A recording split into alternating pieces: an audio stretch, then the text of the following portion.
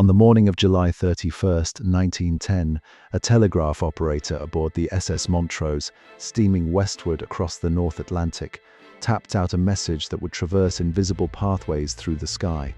The words traveled not along copper wires strung between poles, but through electromagnetic waves that rippled outward from the ship's aerial, spanning hundreds of miles of empty ocean to reach the Marconi station on the distant shore. The message was brief, composed in the commercial shorthand of the era, but its content possessed an electric quality of its own. The ship's captain believed he had identified two passengers traveling under false names. He believed them to be murderers.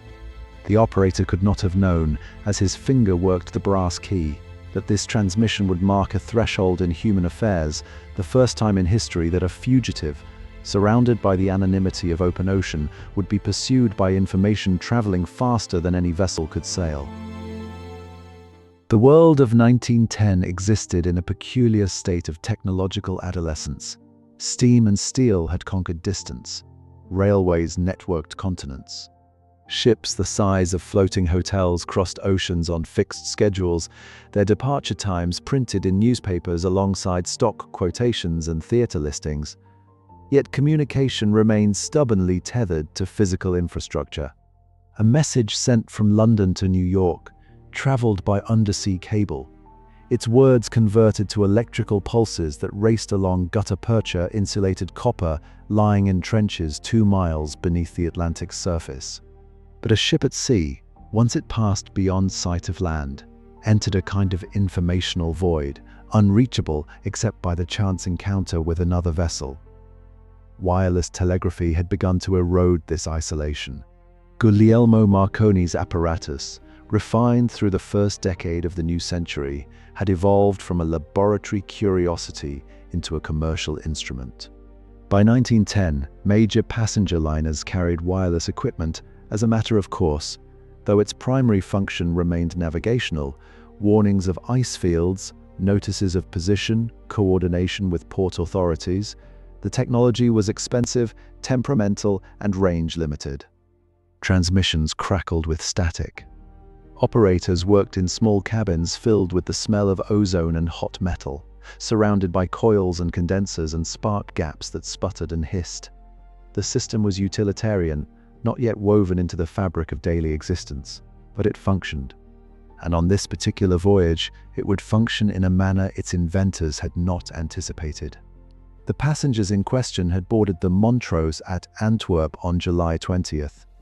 They traveled as John Robinson and his son, a quiet pair who kept largely to themselves. The elder Robinson appeared unremarkable, middle-aged, glasses perched on a gentle face, the bearing of a clerk or minor tradesman seeking new prospects in the Canadian West. The younger Robinson, slight and reserved, seemed perhaps 16 or 17, awkward in ill-fitting clothes, uncommunicative at meals. In an era when steamship passenger lists filled with emigrants and fortune-seekers, when thousands crossed the Atlantic each week, carrying compressed lives in steamer trunks, such reticence attracted little notice. Captain Henry George Kendall, however, possessed both a careful eye and recent memory. The British newspapers he had read in port, before departure, carried extensive coverage of a crime that had seized public attention with the particular intensity reserved for domestic murders among the respectable classes. A woman had been found dead in her London home. The circumstances discovered in pieces buried in the coal cellar and garden had provided the dailies with sensational copy for weeks. The victim's husband, a physician, had vanished. Scotland Yard had issued descriptions, circulated photographs, and Kendall, watching the Robinsons during the voyage, began to perceive discrepancies. The younger Robinson's hands, he noted, were small and delicate. The way the youth walked, moved, sat at table, these patterns suggested something inconsistent with adolescent masculinity. The elder Robinson's attentiveness toward his companion seemed less paternal than solicitous. And there was the matter of recognition itself, that uncertain faculty by which the human mind matches a living face to a printed photograph, allowing for disguises attempted and partial transformations achieved. Kendall could not be certain, but the possibility, once entertained, grew insistent. He composed his wireless message on July 31st, when the Montrose was approximately 130 miles west of Lizard Point, the southernmost extremity of England. The transmission went not to Scotland Yard directly, but to the ship's owners, the Canadian Pacific Railway Company, which operated both transcontinental rail service and Atlantic steamship lines. The message read, "Have strong suspicions that Crippen London cellar murderer and accomplice are among saloon passengers, moustache taken off, growing beard, accomplice dressed as boy voice manner and build undoubtedly a girl." The words, transmitted in Morse, reached Liverpool. From there, they entered the conventional telegraph system, traveling through buried cables to London, where they were delivered to the company's offices and promptly communicated to the Metropolitan Police. The machinery of law enforcement, having pursued its quarry across England and then across the Channel, through conventional means, handbills, port watches, inquiries at hotels and boarding houses, suddenly acquired a new capability. The suspects were beyond physical reach, surrounded by 3,000 miles of ocean, but they were no longer beyond the reach of knowledge. Their position was known, their destination, Quebec, was fixed, and their means of travel, far from providing sanctuary, had become a cage that moved at a predictable speed along a predictable course. The authorities faced a problem of maritime geometry. The Montrose, a cargo passenger vessel, was capable of approximately 12 knots. She would not reach the St. Lawrence River for another week. A faster ship, departing immediately from Liverpool, might overtake her or arrive at Quebec in time, but ordinary commercial scheduling offered no suitable vessel. The solution came in the form of the SS Laurentic, a White Star Line steamer preparing for departure to Montreal. The ship could maintain 16 knots. Chief Inspector Walter Dew of Scotland Yard, the detective who had investigated the original crime, secured passage. He brought with him an inspector's warrant, extradition documents, and photographs. He traveled in civilian clothes, accompanied by a sergeant, registered under false names. On July 31st, the same day Kendall's message arrived, the Laurentic left Liverpool. What followed was a pursuit conducted at industrial velocities, but measured in the slow temporal rhythms of oceanic distance. Both vessels moved westward through the North Atlantic shipping lanes, through waters crowded with traffic, freighters bound for Boston and Baltimore, mail steamers racing against contractual schedules, immigrant ships carrying Eastern Europeans and Italians toward New York's processing stations. The curvature of the Earth kept them invisible to each other. But wireless telegraphy had created a second parallel ocean, an invisible medium in which messages flowed. Kendall continued to transmit reports. He observed his suspects, noting details he considered significant, and encoded these observations in brief telegraphic sentences that the Montrose's operator sent sparking into the air. The passengers remained unaware. They could see the wireless aerial, a thin wire strung between masts, and perhaps heard the muffled staccato of the spark transmitter from behind the operator's door. But wireless was arcane technology, the province of specialists. Most passengers understood it no better than they understood the ship's reciprocating steam engines, the refrigeration machinery, the dynamos that powered electric lights. It belonged to the category of modern conveniences one accepted without inquiry. Meanwhile, newspapers on both sides of the Atlantic discovered the story. The Daily Mail and the Daily Express in London, the New York Times and Chicago Tribune in America, all recognized the narrative's unprecedented nature. Here was a murder investigation unfolding in real time across the Atlantic, visible to the public through the same wireless technology that made it possible.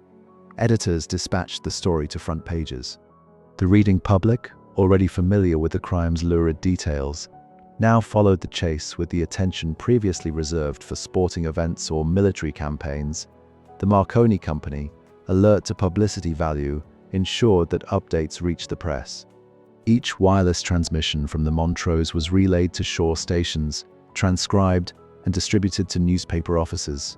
The public learned what Captain Kendall observed, that the suspect read extensively, that the companion exhibited nervousness, that both avoided other passengers. The details were trivial, the observations perhaps unreliable, but they arrived from the middle of the Atlantic Ocean, from a ship days away from any port, and this fact itself possessed a kind of miraculous quality. Dew, aboard the Laurentic, maintained wireless silence regarding his mission. The faster ship gained steadily on the Montrose. Each day narrowed the distance. The geometry of pursuit resolved itself into a question of arrival times at the mouth of the St. Lawrence, where the river narrowed and pilots boarded to guide ocean vessels through the channels toward Quebec. The weather held. Both ships maintained their speeds. The Laurentic, benefiting from her newer engines and cleaner hull, made good time through moderate seas. The Montrose, steady and unremarkable, continued her regular schedule. And the wireless operators on both vessels, along with operators on dozens of other ships scattered across the Atlantic, maintained their routine watches, listening through headphones to the crackling chorus of Morse code that filled the airwaves, call signs and position reports, ice warnings and passenger messages, the accumulated communications of an increasingly connected world. On the morning of July 31st, the same day the chase began, the North Atlantic carried approximately 100 vessels equipped with wireless apparatus.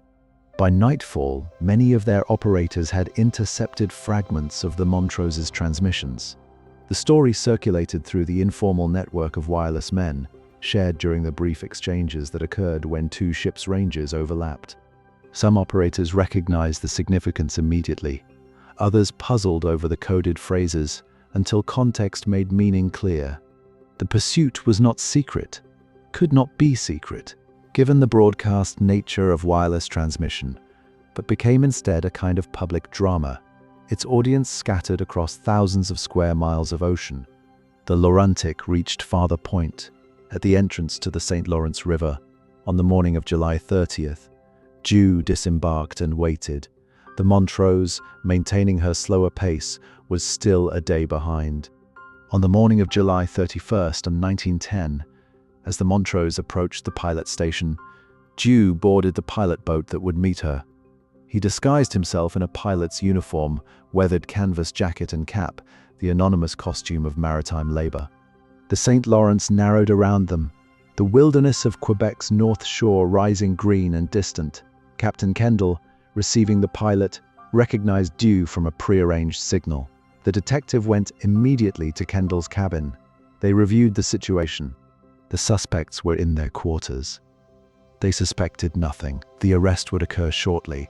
At approximately 8:30 a.m., Dew entered the saloon where the elder Robinson sat reading. He approached directly. "Good morning, Dr. Crippen," he said, using the name that newspapers had made infamous.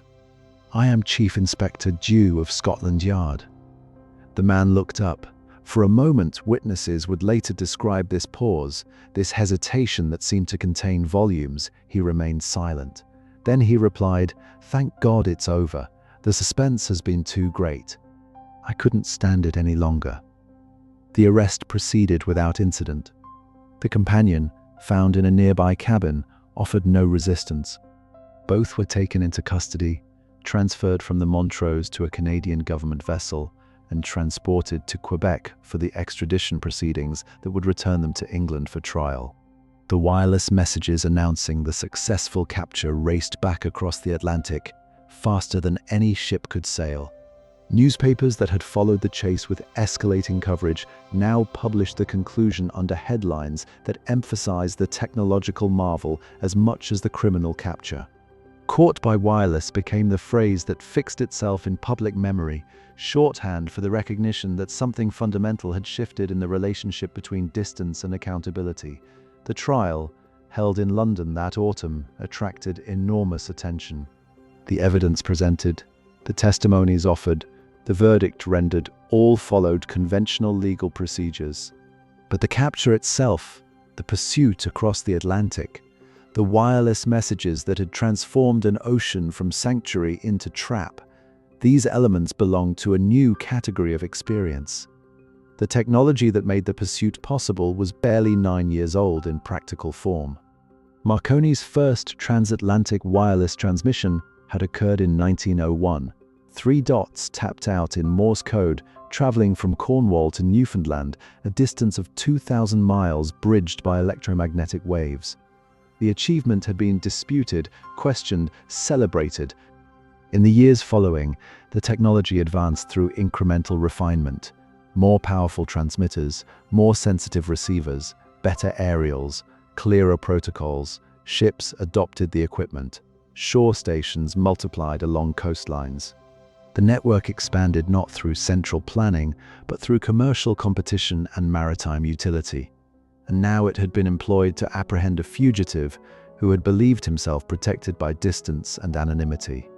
The implications extended beyond any single case. The ocean, which for all of human history had provided a form of erasure, the ability to disappear into vastness, to sever connections, to arrive elsewhere transformed or unknown, had become transparent to information.